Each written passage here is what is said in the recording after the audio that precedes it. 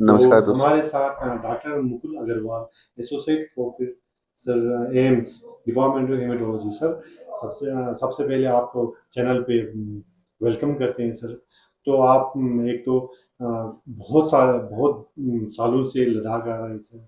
यहाँ की जो रिमोट एरियाज जो है, जिनको दिल्ली अप्रोच नहीं है सर, उन लोगों को यहाँ देखने वॉलंटियरली आ रहे हैं सर। तो सबसे पहले आपको हम थैंक्स कहना चाहते हैं सर, चैनल्स के दोस्त को भी। तो सर जी, सबसे पहले ये बताइए कि लद्दाख जैसे ट्रेंड में ज़्यादातर बुलेट डिजीज कौन कौन सी ऐसी चीज़ हो रही है और क्या क्या क्यूरेबल चीज़ है? बहुत बहुत शुक्रिया मुझे यहाँ पे बुलाने के लिए और इस इंटरव्यू के लिए। तो लद्दाख जो है अलग कुछ मामलों में है। ब्लड को या संबंधित बीमारी को अगर हम लोग देखें तो लद्दाख कुछ मामलों में अलग है। बट ज़्यादातर जो ब्लड की बीमारियां हैं उसमें मैं ऐसा कोई अलग ट्रेंड लद्दाख में मैं नहीं देखता हूँ। एक जैसे ब्लड कैंसर्स हुए या क्लॉटिंग हुआ या खून का कमी हुआ, ये सारी चीज़ें यहाँ पर भी मिलेंगी। थैलेसीमिया वगैरह जो पैदाइशी रोग हैं, बाकी जो खून पतला होने की बीमारियां हैं, हीमोफीलिया या प्लेटलेट के डिसऑर्डर, ये सारी चीजें यहाँ पर भी हम लोग उम्मीद करते हैं आम पॉपुलेशन की तरह यहाँ पर भी मिलेंगी। लद्दाख में जो अलग चीज है वो है यहाँ के लोगों का हीमोग्लोबिन ज्यादा होना। क्योंकि ये हाई ऑल्टीट्यूड पे रहते हैं तो बॉडी अलग अलग तरीके से कंपनसेट करके ज्यादा मात्रा में हीमोग्लोबिन बनाती है ताकि शरीर में ऑक्सीजन की मात्रा ठीक से बनी रहे। तो इस चक्कर में मरीज जिनका हीमोग्लोबिन है यहाँ पर 20 ग्राम, 22 ग्राम, 23 ग्राम, इस तरीके से काफी कॉमनली मिल जाएगा आपको जो हाई ऑल्टीट्यूड पे मरीज रह रहे होते हैं। तो वैसे तो ये फिजियोलॉजिकल है, बट अगर ये इतना हाई हीमोग्लोबिन हम लोग प्लेन्स में देखते हैं या दिल्ली में देखते हैं तो ऐसे में मरीजों का हम लोग जांचें करा रहे होते हैं और इन्वेस्टिगेट करते हैं। इन मरीजों में खून का कत्था जमना या क्लॉटिंग होने के चांसेस होते हैं।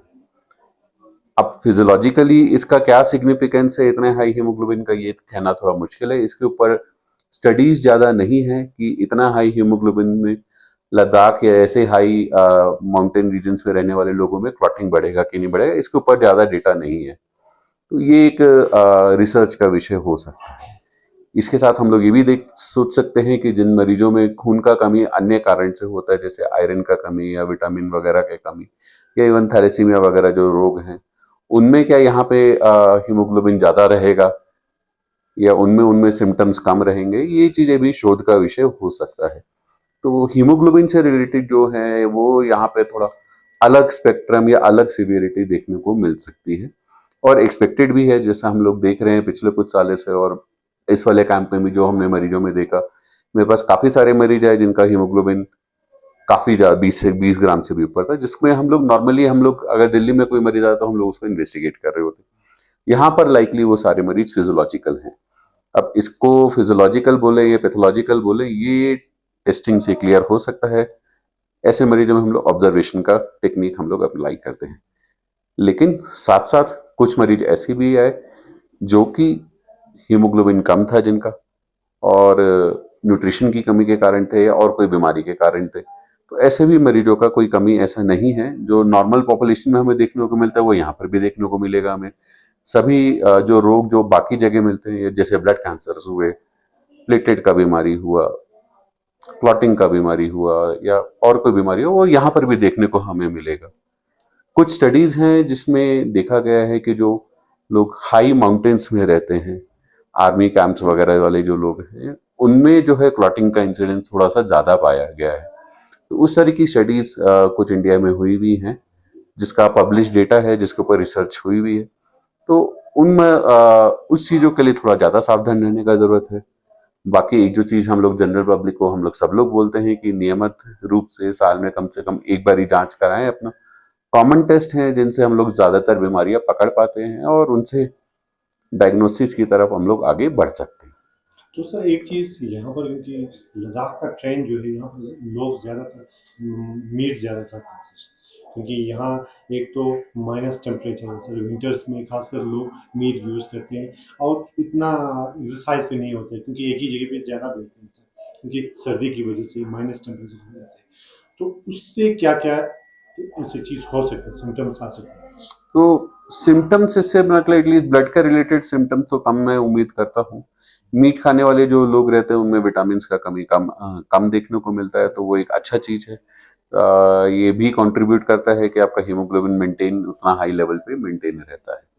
बाकी अगर एकदम ही चलना फिरना बंद रहता है लोगों का दिनों दिनों तक, या काफी घंटों तक बिल्कुल चलना फिरना बंद है, तो उसमें क्लॉटिंग के चांसेस थोड़ा सा बढ़ सकते हैं। तो इसके लिए विंटर में भी हमें विंटर में कुछ कुछ movement समय पे करना हमें मूवमेंट करते रहना जी चाहिए, एक जगह बैठे नहीं रहना चाहिए। जी। तो सूजन होते हैं सर, बहुत सारे, खासकर औरतों में ये ज्यादातर पाए जाते हैं सर, तो इसका क्या उपाय है सर?